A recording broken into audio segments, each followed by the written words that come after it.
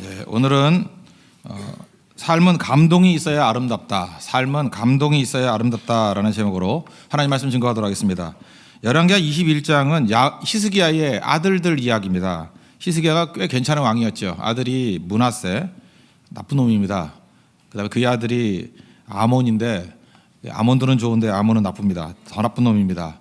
아몬이 한 일이라 그러면 아들 하나 낳고 죽은 거예요. 그게 마지막 요아스라는 그 괜찮은 왕 하나 낳고 죽은 그거밖에 없다라는 것입니다. 궁금하지 않습니까? 이렇게 좋은 아버지 밑에서 어떻게 이렇게 악한 왕이 태어날 수 있을까? 이게 뭐 대단한 왕이었잖아요. 히스기야 같으면 뭐 한 시대를 풍미했던 모든 부분에서 대단한 왕이었는데 어떻게 아들이 이 모양일 수 있을까? 므낫세 모습을 한번 보십시오. 1절을 보니까 왕이 될 때 나이가 12세고 그러니까 어렸을 때 태어났죠. 12세라는 건 뭐예요? 히스기야가 죽을 병에 걸렸을 때 15년 생명 연장했죠. 그러니까 생명 연장을 받고 3년 있다가 낳은 애예요. 그러니까 죽을 때 15년 더 살았으니까 12살이 됐겠죠. 산수가 어려우십니까? 예, 그럼 아시겠죠? 므낫세가 그때 태어난 아들이에요. 그리고 굉장히 오래 왕했습니다. 55년 동안. 어머니 이름은 헵시바다. 뭐 어머니가 좀 의미가 있었던가 봐요. 3절을 보니까 아버지가 산당 다 헐어버렸죠. 종교 계획을 일으켰는데 다시 다 세웠어요. 바알과 아세라를 섬기고. 5절을 보니까 그래서 성전 앞마당에 우상을 세워놨습니다. 6절을 보니까 아들을 불 가운데 지나가게 만들었어요. 이게 몰록 제사라 그러는데 이 몰록 제사에 대해서 한번 읽어봤어요. 읽어봤더니 어떻게 자기 자녀들을 이렇게 불에다가 태울 수 있겠어요. 그러니까 이게 몰록 제사가 그런 게 아니고 내용을 보니까 이런 거더라고요. 그 이방 제사라는 게 굉장히 성적으로 음란한 거 아닙니까? 그러니까 막 그룹으로 막 이게 음란한 짓을 행하다 보면은 누구인지도 모르는 애가 태어나잖아요. 이해가 되시죠? 아버지가 누군지 모르는 애가 막 태어나잖아요. 그러면 그 음란한 때문에 태어난 아이를 조금 자라게 만든 다음에 그렇게 해서 태워서 죽이는 거예요. 그래서 제가 볼 때 이 몰록 제사하고 제일 비슷한 게 무절제하게 그 문란한 생활을 하고 난 다음에 태어난 아이를 낙태하는 거. 그렇죠? 그거하고 굉장히 유사한 거예요. 그 내용들을 보니까 이거는 이제 태어나기 전에 없앤다라는 거에서는 낙태지만 옛날에는 뭐 그런 기술이 없었을 거니까 태어나고 난 다음에 이 근거 없는 애다 그래서 없애버리는 거. 그게 몰록 제사더라고. 생각보다 그 끔찍한 일이더라고요 이게. 이 몰록 제사가 그런 겁니다. 그런 걸 행했다라는 거예요. 그런 거를. 그러니까 이 친구도 별로 그렇게 경건하게 살았던 것 같지는 않지요. 16절을 보니까 므낫세가 유다에게 범죄하게 하여 여호와께서 보시기에 앙을 향하고 외에 또 무죄한 자의 피를 힘이 많이 흘려 예루살렘 이 끝에서 저 끝까지 가득하게 했더라. 피가 강을 흘렀대요. 강을 만들었대요. 대표적인 게 그 아버지 히스기야 때 대표적인 선지자가 누굽니까? 이사야죠. 이사야는 친척이고 또 원로잖아요. 근데 말 듣기 싫다 그래가지고 이사야를 죽였어요. 이사야가 순교당했는데 어떻게 죽였느냐? 톱으로 켜서 죽였어요. 톱으로 1cm 간격으로 이렇게 켜가지고. 그게 므낫세예요. 히스기야 아들. 나쁜 놈이죠. 그래서 히브리서 11장 36절 이하에 보면 믿음장이죠. 거기에 순교당한 사람들 뭐 얘기가 쭉 나오는데 어떤 사람은 조롱당하고 채찍이 당하고 결박과 옥에 가뒀다. 37절 보니까 돌로 맞아 죽은 사람이 있고 톱으로 켜서 죽은 사람이 있다. 이게 누구예요? 이게 이사야라고요. 이게 당시에는 다 알고 있었어요. 므낫세가 이사야를 톱으로 켜서 죽였다. 그러니까 아주 잔혹한 왕이었다는 것입니다. 어떻게 이런 일이 벌어져요? 이런 일이 이게 말도 안 되는 거죠. 이유가 뭐냐? 저는 오늘 이 므낫세에 대해서 살필 마음이 없습니다. 이런 쓰레기 같은 놈 살필 필요가 없고 이런 놈이 나오게 된 이유가 뭐냐면 아버지에게 있었다라는 거예요. 그러니까 우리에게도 책임이 있다는 거예요. 지금도 이게 므낫세나 아몬 같은 사람 나오지 않으려고 그러면 우리가 제대로 믿어야 되는데 그 앞에 히스기야 이야기 20장 12절 이하에 보니까 바벨론 사신이 왔죠. 그랬더니 자랑하려고 자랑질하죠. 온갖 것들 다 보여주고 그러면 메시지는 간단해요. 자랑질하면 빼앗긴다. 근데 그걸로 끝나는 게 아니라니까요. 하나님께서 이 모든 재산이 뺏길 뿐만 아니라 너희들이 포로로 끌려가서 환관이 될 것이다. 바벨론 포로를 얘기를 했어요. 그러니까 이건 엄청난 일이죠. 그러니까 히스기야가 잘한 것도 있지만 히스기야 때문에 나라가 망하는 거예요 이제. 그러면 어떻게 해야 됩니까? 이게 하나님께 매달려야 되는데 20장 19절을 보니까 한마디로 얘기해서 내가 살아있을 때 그런 일 안 벌어지면 뭔 일이 있냐? 그러면 넘어갔다라는 거예요. 우리가 받은 바 은혜, 받은 바 축복은 공공성이 있습니다. 이 퍼블릭으로 가야 돼요. 공공성이 있어야 되는데 이게 개인화 돼버리면요, 희스기야 같이 돼버려요. 여러분도 젊었을 때 하나님 앞에서 아무것도 없을 때 하나님께 충성 다하기를 원합니다 이래요. 그럼 하나님이 축복과 은혜를 부어주시죠. 사용하려고 하나님이 불렀는데 뭐 은혜 안 주시겠어요? 많이 받아요. 나이 들면서 이제 보수화된다 그러는데, 보수화가 좋게 보수화되면 좋은데 보수화가 개인화라고 생각하면 착각이죠. 나밖에 모르는 거예요. 그래서 늙어 죽을 때까지 내가 먹고 살 거 있다, 우리 가족은 문제 없다, 뭐 평탄하게 살자, 흥청망청 살자. 그게 히스기야였다고요. 15년의 시간이 그 뭐하러 살았어요? 난 이해가 안 돼요. 그죠? 15년 생명 연장해서 뭐 할 거야? 그때 한 일이 없어요. 아무것도. 그냥 문하세 같은 놈 하나 낳은 거 외에는 한 일이 없다니까. 그 문하세를 안 낳았으면 어떡합니까? 그럼 뭐 반개에서 뭐 다윗의 후손 또 세우면 되는 거지 뭐. 안 그래요? 다윗의 후손이 그거밖에 없었나? 뭐 많이 있었지. 이걸 뭐 설교할 때 문하세를 낳으려고 하나님이 생명 연장해 줬다, 이렇게 해석하는 건 제가 볼 때 무리수가 있어요. 문하세 아니면 어때요? 뭐 딴 망통을 통해서도 다윗의 왕계는 계속 되는 거고, 어차피 끊어지잖아요. 나중에 왕 없어지잖아요. 나라 없어져 버리니까. 그러니까 그런 무리스러운 해석보다는 15년이라는 시간을 줬는데 이걸 무의미하게 보냈다는 거예요. 이 남은 시간을 유의미하게 보내야 되는데 그걸 무의미하게 보냈어요. 우리도 마찬가지예요. 장수 너무 기도하지 마세요. 장수해서 뭐 할 거예요? 늙어서 이꼴 하려고? 더 살아서 이꼴 하려고? 그건 아니죠. 남은 기간이, 우리 그 막내딸이 그런 얘기를 하더라고. 아버지 내가 언제 죽을지 정확히 알았으면 좋겠대. 그럼 계획을 딱 세워가지고 이제 죽을지 몇 년 남고 아이고 이 바보 같은 놈 하나. 히스기야는 그걸 알았던 사람이에요. 그 복은 복이지만 우리는 모르죠, 언제 죽을지. 그러니까 항상 긴장하고 사는 거잖아요. 근데 히스기야는 적어도 우리보다 낫잖아요. 알았잖아요. 15년 그랬잖아요. 하나님이 15년 이거 그러니까 뭐 3년 살면 12년 남았는데 뭐 이랬을 거 아니에요. 뭐 적어도 그 믿음이 있었을 거 아니에요. 뭐 삶 가운데. 그러니까 15년 남은 걸 갖다가 놀고 먹은 거예요. 유흥하면서. 그러니까 이게 문제투성이죠. 우리도 언제인지 모르지만 그래도 적당히 남은 인생을 아시지 않습니까? 모르세요?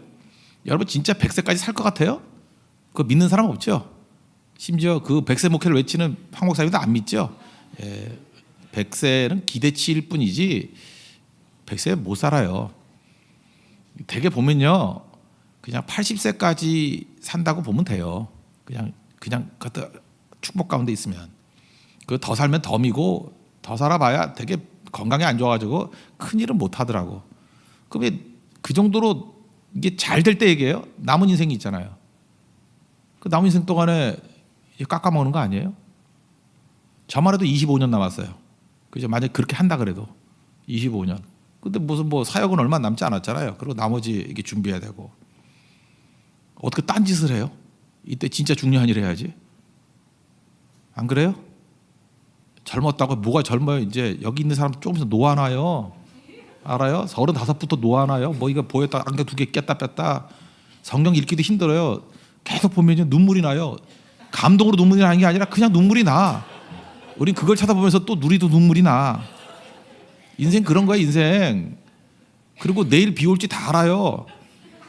알아요? 잠깐 비 온다 그러고 비 오면 새벽에도 못 나와요. 못 움직이겠대. 그런 일이 와요. 크게 웃는 분들이 다 그런 분들이거든요. 겉으로 볼 때는 화장 떡지떡지 해가지고 멀쩡한 척하지만 그거 벗겨놓으면요 못 봐줘요. 딱 가는 거예요 지금.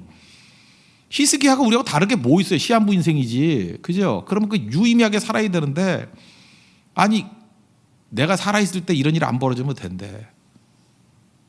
여러분 잊지 마십시오. 축복을 받아도요 은혜의 공공성을 잃어버리면 다 이렇게 돼버려요. 여러분이 남은 시간, 여러분이 가지고 있는 재산, 여러분이 가지고 있는 기회들, 이건 날 위해 쓰는 거 아니에요. 공공성에, 그의 나라와 그의 의. 그러면 여러분이 살고 후손이 살고 다 살아나요. 은혜의 공공성을 잃어버린 건 저주입니다. 그래가지고 제대로 산 인생 한 명도 없어요. 저주예요. 지금 우리 많은 재벌들 보세요. 그 재산의 공공성이라는 개념을 잃어버리니까 추하잖아요. 그 첩한테 몇천억 걸 줘서 뭐 할 거야? 국내 들어도 못 오고.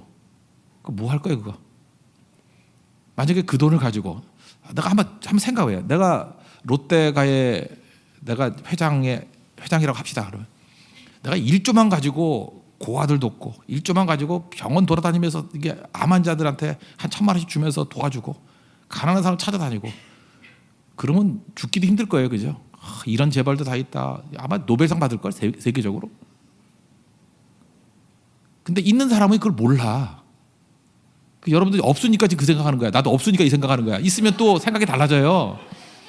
그러니까 없을 때 생각을 잘 해놓고 있을 때 그 좋은 생각이 있은 걸 사용하라고요. 그 참 그러니까 인생이 참 어리석은 거죠. 이게 둘이 딱 맞아떨어지기가 쉽지가 않아요.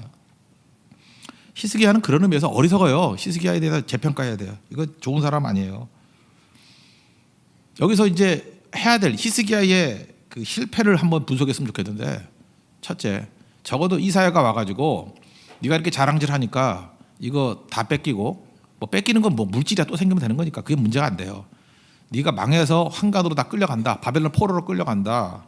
그러면 20장 19절의 태도를 보이면 안 되죠. 내가 살아있는 시대에 이런 일 벌어지지 않으면 돼요라고 하면 안 되죠. 히스기야가 특기가 뭐예요? 기도 아니에요. 포위됐을 때 성전에 가서 기도하고 죽는다 그럴 때 벽기도 했잖아. 벽기도. 이 기도를 아는 사람이에요. 모르는 사람이 아니라고. 기도의 능력이 있다 그러면 이때도 세 번째 기도를 해야죠. 그죠? 세 번째 기도를 했다 그러면 얼마나 영광스럽겠어요. 그죠? 옷을 찢으면서 머리털을 쥐어뜯으면서 저같이 만들어 버리면서, 그죠? 주님, 제가 죽을 죄를 졌습니다. 내가 하나님을 자랑하고 예수를 자랑해야 되는데, 우리 식으로 하면 예수를 자랑해야 되는데 엉뚱한 자랑했습니다. 용서해 주십시오. 그럼 용서 안 했겠어요? 용서하죠. 그리고 포로가 아니라 이 민족이 영광스럽게 사용될 수 있도록 우리 후손들에게 축복해 주십시오. 그러지 않다 그러면 15년도 필요 없습니다. 다시 내 생명을 거두어가 주십시오. 이렇게 모세 같은 기도를 했다 그러면 하나님께서 그 기도를 안 들어줬겠냐고요. 들어줬겠죠. 근데 그게 없어요. 그게. 그러니까 뭐 아무것도 아니죠. 그 열왕기상 19장 3절 같은 데 보면 참 멋지게 기도해요. 그죠? 사내립의 군대가 포위됐다 그러니까 멋진 기도 있잖아요. 오늘은 환난과 징벌과 모욕의 날이라 아이를 낳으려 하나 해산할 힘이 없도다. 나는 힘이 없습니다. 나는 아무것도 아닙니다. 하나님 도와주세요 그랬잖아요. 그때 진짜 힘이 없었어요. 포위당해가지고. 근데 지금은 힘이 있는 상태거든요. 재산도 많고 자랑질할 만큼 생겼어요. 그 기도의 힘이 빠져버리는 거예요. 우리 그러지 않아요? 난 여자분들도 그래요. 너무 좋은 남편 만나가지고 기도가 사라진 여자, 그거 좋은 거예요? 우리 남편이 그 논팽이를 만나는 게 낫지. 그래서 기도 열심히 하고. 안 그래요? 난 행복한 공주예요. 공주는 무슨 지옥의 공주나 되라. 그게 공주예요, 그게? 기도를 해야죠, 기도. 제발 그런 소리들 하지 말아요. 우리 뭐 만가지 은혜를 받았으니 너무 행복해요. 뭐 문제가 없는 것 같아요. 남편도 잘 만나고 자식들도 공부 잘하고 이 새끼들이 너무 잘 되고 있어요. 이야, 정말 이게 시스기 같은 얘기예요. 그러면서 뭐 놀러 갈 거 다 다니면서 새벽기도도 안 나오고 철야도 안 나오고 하루에 2번 교회 절대 안 온다 그러고 이게 문제가 있죠. 이렇게 되면은 매달려야죠. 이게 왜? 은혜의 공공성을 잃어버렸기 때문에 그래요. 왜 하나님께 되게 많이 주셨죠? 섬기라고 해요. 그의 나라와 그의 의를 위하라고. 섬기라고, 뛰라고. 그게 중요한 거죠. 그거 아니라 그러면 문제가 있는 거 아니에요. 죽는다 그랬더니 벽기도 했잖아요. 심히 통곡하니까 하나님께서 어떻게 했어요? 내가 내 기도를 들었고 눈물을 보았노라. 내가 너를 낫게 하리라. 지 병 걸렸을 때는 이렇게 기도하잖아요. 근데 자기 위기가 아니면 기도가 안 나와요? 잘 보세요. 이게 기도가 내 문제가 있을 때만 기도하는 사람은 이렇게 된다고. 이게 축복을 받아도 이게 망하는 거예요. 내 문제 있을 때는, 내 목숨의 위기에 놓였을 때는 물론 공공성이지만 기도하고, 내가 죽을 병 걸릴 땐 기도해요. 근데 그 다음 세대에 무슨 문제가 있다 그러면 별 생각 없는 거예요. 이게 답답한 거죠. 그래서 이 시대에 필요한 건 아버지의 기도고, 특별히 여자분들보다 남자들이 기도해야 됩니다. 남자가 기도할 때 나라가 살아요. 디모데전서 2장 8절 보니까 각처에서 남자들이 분노와 다툼 없이, 그러니까 남자들은 기도 안 하면 거의가 분노와 다툼이에요. 성경이 얘기하죠. 이걸 치유해야 된다는 거예요. 남자는 분노와 다툼으로 살아요. 그렇게 마귀가 타락시켜놨어. 거룩한 손을 들어 기도하기를 원하노라. 가장 매력적인 남자 모습, 기도예요. 남자가 기도가 살아나야 돼요. 기도가 살아나면 진짜 태평성대가 옵니다. 기도하는 남자, 그게 중요한 거예요. 뭐 마초 그런데 마초 중에 마초가 뭔지 알아요? 기도하는 남자. 그죠? 이 수염만 기른다고 되는 거 아니에요, 주영이. 그게 무슨 마초야? 기도해야지. 기도하는 남자. 그죠? 뭐 청바지 찢어 입고 다니고 무슨 가슴에 발버져 발라가지고 털을 기르고 이게 마초가 아니에요. 무릎이 뚫려야지 무릎이. 찢어지는 거 말고 기도를 많이 해서 무릎이 뚫어져야지. 그게 마초라고요, 마초. 이게 최고의 모습이 될 수 있다라는 것입니다. 우리 자녀들을 놓고도 마찬가지입니다. 하나님 앞에 아버지가 축복 기도해 주는 거예요. 성경에 나오잖아요. 이삭이 축복했을 때 자녀에게 축복이 임한다는 거. 그죠? 역대기에 보면 다윗이 집에 돌아올 때 왜 돌아왔느냐? 퇴근의 의미. 옛날에 설교도 했는데 축복하기 위해서 돌아왔대요. 그러니까 아버지가 집에 왜 가요? 나 집에 빨리 가야지. TV 보려고, 놀라고. 아니고 축복해 주라고. 퇴근의 의미가 그거예요. 가정에 들어가서 축복하려고. 오늘 교회 왜 왔어요? 복 받으려고요. 항상 축복 중심이에요. 축복이 신약 용어로 뭐라 그랬어요? 은혜. 구약의 복은 다 은혜라고 바꾸면 다 맞고요. 신약의 은혜라는 단어는 복으로 바꾸면 다 이해가 돼요. 동의어예요, 동의어. 축복과 은혜는 동의어예요. 구약에서는 다 축복의 복이라고 설명했고 신약에서는 은혜라고 설명했어요. 이건 내 노력이 아니고 다 하나님이 주시는 거죠. 무조건적이죠. 내 노력이 아니죠. 공짜죠. 똑같잖아요. 축복과 은혜는 똑같은 거예요. 하나님 앞에서 이걸 구했어야 된다는 것입니다. 이게 중요한 거죠. 뭐 미국 초대 대통령 조지 워싱턴 독립전쟁 할 때 프랑스 외교관이 와가지고 뭐 다 비슷비슷하니까 그때 뭐 나라도 세우고 저기자니까 뭐 대통령이라고 해야 뭐 대단했겠나요? 누가 워싱턴이냐 이렇게 물어봤더니 그 대륙 회의를 할 때 아마 회의 중에도 기도를 했는가 봐요. 그러니까 그때 다 믿는 사람들이니까 이렇게 회의하기 전에 기도를 했는가 봐요. 기도하고 시작했는가 봐요. 회의 중에 기도할 때 이렇게 의자에 앉아 있잖아요. 미국 사람들 무릎 꿇은 사람이 조지 워싱턴이요 그러더래요. 그러니까 조지 워싱턴은 우리 한국인의 기질을 이어받았는가 봐. 의자에 있다가 딱 내려와서 무릎 꿇고 기도했대요. 그렇게 자세도 되게 중요한 거죠. 무릎 꿇는 거. 무조건 배워야 그런 거. 왜 그러냐 그러면 여러 사람이 이렇게 하더라. 그죠? 예수님도 무릎 꿇고 기도했고 히스기야도 그랬고 뭐 모세도 그랬고 되게 쓸만한 사람 다 무릎 꿇었고 서서 기도하는 거 누구냐? 바리새인들 뭐 잘난 척하고 이러는 거. 의자에 앉아서 하는 건 별로 없어요. 그 성경에. 그러니까 벌떡벌떡 일어서서 두 손을 들고 하든지 아니면 엎드려 하든지 벽을 향해서 하든지 하여튼 무릎은 중요한 거예요. 무릎은. 히스기야는 무릎의 사람이었잖아요. 근데 이때 왜 기도를 안 해요? 여러분 잊지 마십시오. 내 삶에 있는 모든 부분에서 기도가 사라지게 만든다는 것은 후손을 망치는 겁니다. 여러분이 기도가 사라지고 기도가 메말라 가고 있다 그러면 여러분의 후손들은 므낫세와 아몬이 기다리고 있을 거예요. 볼 것도 없어요. 운명을 바꾸는 거 부모 세대가 바꿔야 되는 거예요. 우리 당 세대가 바꾸는 거예요. 여러분 기도를 통해서 민족의 운명을 바꿀 수 있는 여러분 공동체의 운명을 바꿀 수 있는 우리 은총의 종 되기를 바랍니다. 그다음에 두 번째로 해야 될 일이 뭐냐면 기도해야 되고 또 하나는 그래 애를 낳았어요. 귀엽겠죠. 그죠? 귀엽겠지 뭐. 귀여워서 끝나나? 멘토를 세워야죠. 자기 멘토가 있었잖아요. 이사야. 그리고 멘토가 말씀을 줘야 되잖아요. 근데 그게 없어요. 그러니까 히스기야의 남은 15년 동안은요. 그냥 무의미한 인생을 못 했다. 유의미한 인생을 못 보냈어요. 그냥 무의미하게. 그냥 15년 동안 한 일이 없다니까요. 멘토를 세우지도 않고 말씀을 주지도 않고 자기도 말씀한 대로 살지도 않고 그냥 익스트라로 사는 인생이야. 그리고 노세 늙어서 노세 그리고 놀고 지낸 인생이라고요. 그러니까 이게 아무것도 아니죠. 멘토가 중요한데 그 므낫세가 이 나쁜 짓 할 때 적어도 멘토를 하나 세워줬다 그러면 이사야 같은 멘토가 있다 그러면 어렸을 때부터 선생 붙여주면 잘 자랐을 거 아니에요. 근데 그 늙음하게 애를 얻으면 귀여운가 봐. 우리 교회도 보면 늦둥이들 보면은 그렇게 귀여운가 봐.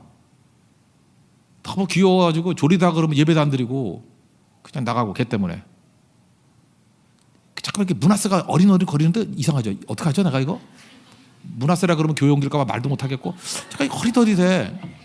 그러는 거 아닌데라고 해야 되는데 그죠? 그러는 거 아니에요. 그놈들 볼기를 쳐서라도 정신 차려 예배 드려 그래야지. 어디에 그 땡깡을 받아줘 그걸. 귀한 자식일수록 때려 키워야지. 그렇잖아요? 그것도 들키지 말아서 때려야지. 이제 혼내면서 키워야지. 그 중요한 거라고요. 애 므낫세 이렇게 키우면 안 되죠. 멘토를 붙여줘야죠. 선생님 붙여줘야죠.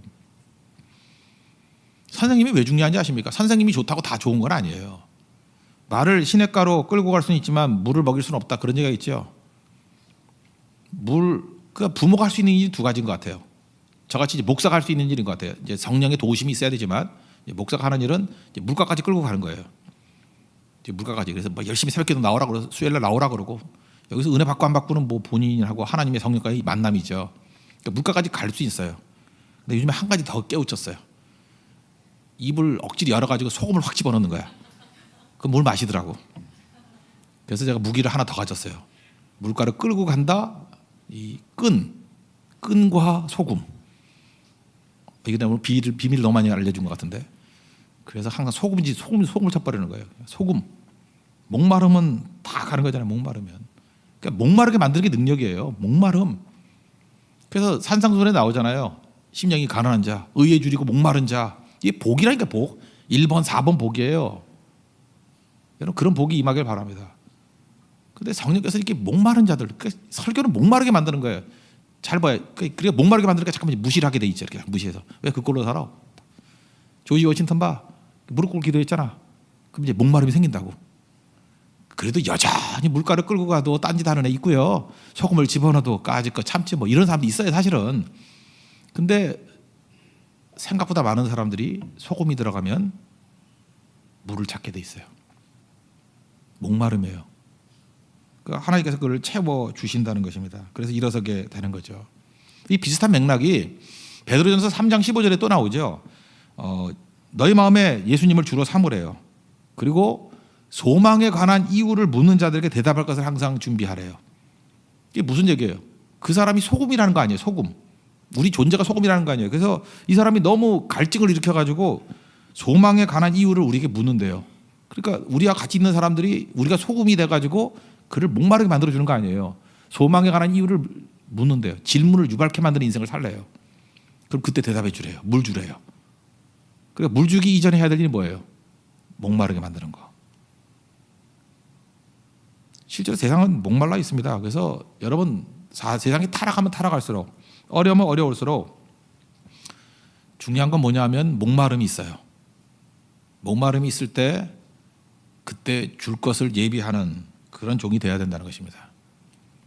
멘토는 목마름을 주는 거예요. 그래서 좋은 선생님을 만나면 목말라요. 그래서 좋은 선생님 만나면 자꾸 책을 읽고 싶어지고, 성경을 읽고 싶어지고, 기도도 하고 싶어지고, 선교도 가고 싶어지고, 정말 나를 위해서 사는 것이 아니라 그의 나라와 그 의를 살고 싶은 그런 목마름이 생겨요. 성령께서 우리에게도 이런 목마름 있는 교회가 되기를 원합니다. 그럼 되는 거예요. 그러니까 멘토와 또 같은 얘기지만 말씀을 주지 못해요. 말씀을. 그 8절 9절 보니까 뭐 말씀을 안 하고 온갖 악이 대단했다 뭐 이런 게 나오지 않습니까?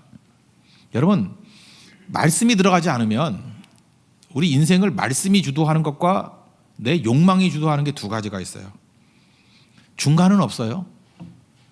나는 뭐 이것도 아니고 저것도 아니에요. 그게 아니라 말씀이 주도하지 않으면 욕망이 주도하게 돼 있어요. 이걸 이제 신약성경에서는 성령을 따르는 삶, 육체를 따르는 삶 이런다고. 뭐 딴 거 없어요. 그냥 말씀이 우리를 지배해 가든지 아니면 그냥 놔두면 여러분 어떻게 결정해요? 욕망대로 가요. 욕망대로. 여러분들이 살을 못 빼는 이유가 그거예요. 그 먹는 욕망도 놔두면 글로 가요. 근데 힘으로도 안 되고, 여러분 다이어트 수백 번 해봤죠? 안 되죠. 욕망이 얼마나 강한지. 저도 그래서 이렇게 안 먹는다 그러는데 입에 라면이 들어있어. 그래서 뱉으려고 그랬더니 아까워서 그냥 씻고 삼켰어. 난 그거밖에 한 게 없어. 깨보니까 또 졌구나. 그게 인간이에요, 인간. 그죠? 인간은 그렇게 사는 거라고. 그러니까 육체 욕망을 따르는 사람은 갈 바를 알지 못해요. 리차드 포스터가 뭐 돈, 섹스, 권력 얘기를 했잖아요. 이건 결과의 결과. 돈을 따라간다, 섹스를 따라간다, 권력을 따라간다. 이건 결과일 뿐이지 사실 욕망에 끌려간다고요. 말씀이 들어가야 말씀이 살았고 활력이 있다 그랬잖아요. 우리를 끌고 가는 견인력이 생겨요. 말씀이 우리를 끌고 가는 힘이 생긴다고. 말씀이 내 안에 쑥 들어가가지고 말씀이 힘을 발휘하면 우리를 견인해 가요. 그거 아니면 볼 것도 없어요. 그래서 우리가 날마다 말씀 안에 거해야 돼요. 여러분들 지금도 계속 새벽기도 나오고 철학에도 나오고 수요예배 나오고 개인적인 묵상하고 이런 사람을 이걸 말씀 안에 머무는 삶이라 그러거든요. 말씀 앞에 쭉 머물러요. 머무르면 어떤 일이 벌어지냐면은 말씀대로 사는 것이 부담스럽지 않아요.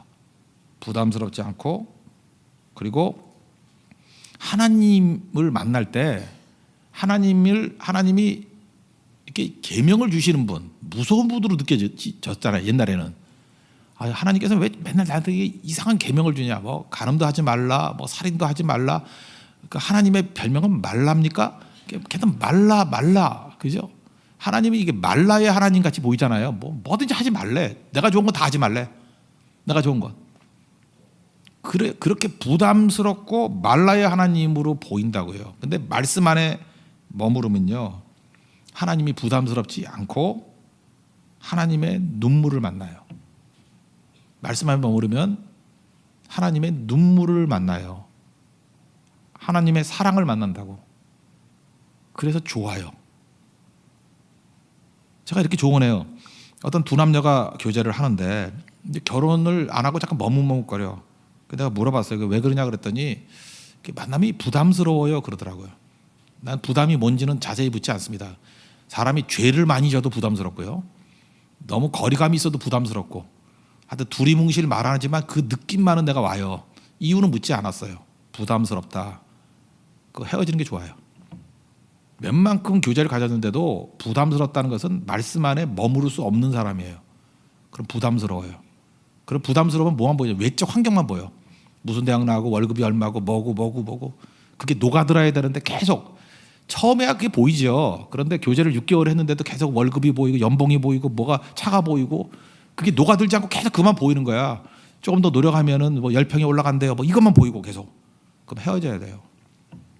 말씀 안에 머무른다는 게 뭔지 알아요? 진짜 사랑 안에 머무르면요, 부담이 사라지고 그 사람의 아픔이 보여요. 그 사람의 눈물이 보여요. 말씀 안에 거하다 보면 하나님이 어떤 분이냐면 꼭 그렇게 느끼더라고. 나를 위해서 울고 계신 하나님이에요. 그게 말씀 안에 거한 사람이 발견한 하나님이라고. 하나님이 나를 위해서 울고 계셔요. 탕자가 아버지께 돌아왔을 때 송아지가 보였을까요? 빨리 돌아올 거, 이 송아지 고기 먹는 건데. 아니에요. 돌아와서 탕자가 발견한 아버지의 눈물이었어요. 아버지가 나를 위해서 많이 우셨겠구나. 이렇게 기다리셨는데 나머지 싹 사라지는 거예요. 뭘 모르는 사람이 그 외적인 거 따지는 거라고. 그 형같이 뭐 나는 염소새끼도 안 잡아줬다. 이게 정신 나간 놈이죠. 아버지가 같이 사는데 부담스러운 거야. 아버지가 부담스럽고 아버지의 눈물을 못 본 거예요. 그래서 여러분, 진실한 게 복이에요. 진실해지면요, 부담스럽지 않아요. 그래서 어떤 사람이 이게 그리스도의 복음으로 잘 보장되고 진실되게 사는 사람들은요, 인간관계가 부담스럽지 않아. 그냥 자연스러워요.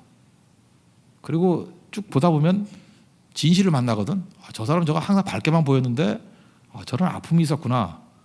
저 사람 저런 눈물이 있었구나. 그래서 깜짝 놀래요. 야, 교제라는 게 이렇게 영광스러운 일이구나. 그래서 결속이 되는 거예요. 하나됨을 이루는 거라고. 그래서 여러분들 인생 길지 않은 인생인데 정말 잘 살기 위해서는 말씀에 머물러야 돼요.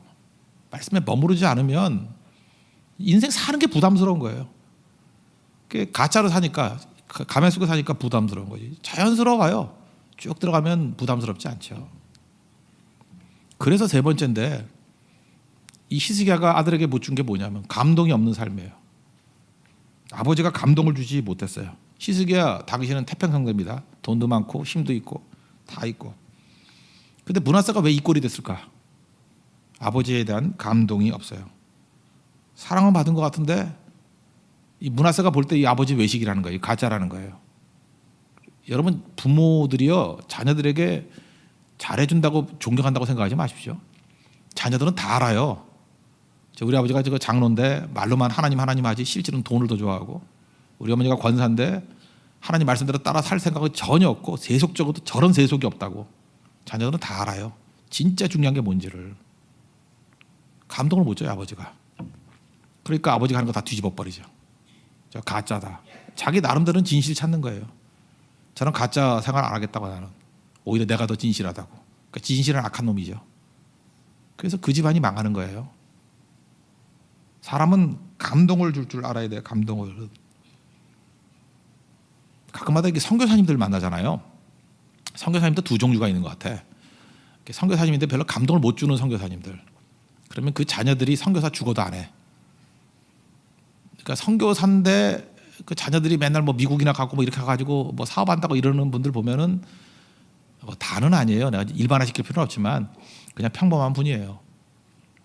근데 어떤 분은 자녀들이 반발을 해요. 그러니까 자녀들은 반발하니까 또 자녀답지. 또 자녀가 또 말만 너무 잘 들으면 또 재미없잖아. 제가 이름은 밝히기 그런데 어떤 나라에 어떤 선교사님이 계셔요. 이분은 너무너무 고생을 하는 거야.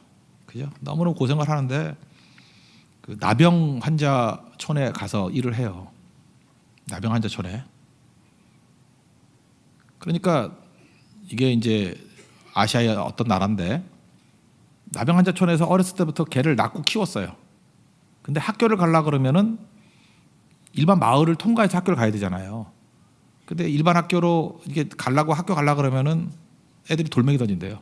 더럽다고. 그러니까 얘는 이제 헷갈리는 거예요. 아이덴티티에 헷갈림이 있어요. 아버지한테 묻더래요. 내가 한국 사람이에요? 그 나라 사람이에요? 거기 태어났거든. 근데 말은 또 한국말 잘해요. 그러니까 난 뭐예요 도대체? 내가 한국 사람이에요? 이제 A라는 나라 사람이에요. 내가 이렇게 뭐라 그러죠? 뭐 건강한 사람이라 보통 사람이에요? 아니면 내가 나병 환자예요? 헷갈리는 거예요. 자기는 나병 없는데도 불구하고 대접은 똑같이 받으니까. 그러니까 반발이 되게 심한 거죠. 아버지가 선택한 길에 왜 나까지 이 고생을 해야 돼요? 막 그렇게 반발하고. 근데 아버지는 묵묵히 그 길 가는 거예요. 주변에 있는 많은 사람들이 이 아이가 잘못될 줄 알았어요. 그런데 근본이 뭐냐 하면 이 친구가 또 선교사 후보생이 돼서 선교사 파송이 됐어요. 그 나라로. 그러면서 이제 마지막 고백하는 게 그거였대요. 아버지한테 반발은 했지만 아버지 인생이 너무 아름답대. 감동을 받는 거야, 감동을. 그 아들이 변화되죠. 반발은 했는데 이런 인생이 어디 있냐. 거기서 굴복하는 거예요, 거기서. 돈 있다고 감동하는 거 아니에요, 절대로. 그걸로 굴복하는 거 아니라고요. 아버지 선택 때문에 내가 왜 이 고생을 해야 돼? 왜 내가 이게 뭐야? 라고 막 발버둥을 치매지만 그래도 아름다운 거 어떻게 해야? 아버지가 아름다운 거. 사람은 아름다움을 보여주면 그 길을 가거든요. 그래서 그 길을 가는 거예요. 우리 그 찬송이 있죠. 참 아름다워라. 그죠? 뭐 아닌가요? 그것도 뭐 주님의 세계는. 경치도 아름답지만 내 진정 사모하는 주님이 되시니. 그 다음에 거기 아름다움이 나오잖아요. 예수님 바라보면서 느끼는 게 뭐예요? 감동되지만 아름다움을 느끼잖아요. 아름다움. 한마디로 얘기해서 히스기야의 삶은 아름답지 않았어요. 그래서 아들이 침 뱉어버리고 끝내버리는 거죠. 그런 인생 사서는 안 된다는 것입니다. 우리 인생도 이 므낫세를 바라보면서 므낫세 욕할 마음 별로 없어요. 저는 진짜 히스기야에 대해서 욕을 하고 싶고 그 욕이 사실은 자신에 대한 욕이에요. 내가 히스기야거든요. 내가 이 꼴로 살서는 안 되잖아요. 조금 펴졌다고 기도가 사라지냐? 옛날에 기도로 여기까지 왔는데 그러니까 늙어서 기도 안 하는 건 저주예요. 기도가 더 길어져야죠. 기도가 사라지냐?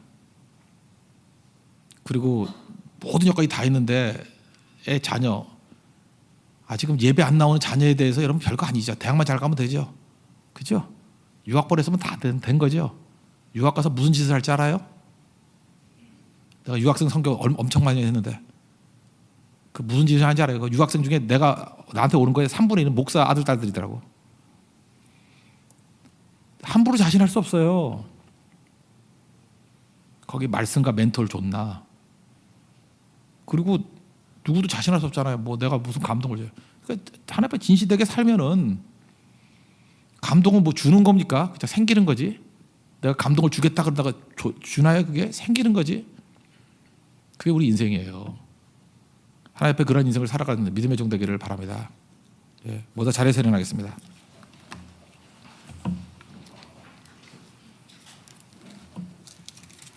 내 진정 사모하는 친구가 되시니 몇 장이죠? 88장 찬송하겠습니다. 우리 기도할 때 오늘도 우리 무릎 꿇고 기도하셨죠. 조지 워싱턴 같이 뭐 여러 사람들이에요. 뭐 모든 사람들 나와서 기도하시고 벽에 기도하시고 중간에 기도하시고 하나님 내 인생이 뒤집어서 감동 있게 해주시고 말씀에 사로잡혀서 부담감 없는 인생이 되게 해주시고 말씀에 좀 잠기게 해주시고 그리고 기도로 흐름 바꾸게 해주세요. 우리 제사장이잖아요. 그죠? 내 소유다. 거기서 끝나지 말라고요. 우리 하나님의 제사장이잖아요. 제사장 나라잖아요. 그래서 수요일도 이거보다 더 많은 사람들이 모여서 함께 예배드리는 주의 백성 되게 해주십시오. 그게 우리 세 가지 꿈이에요. 축복이 사명으로, 사명이 예배로.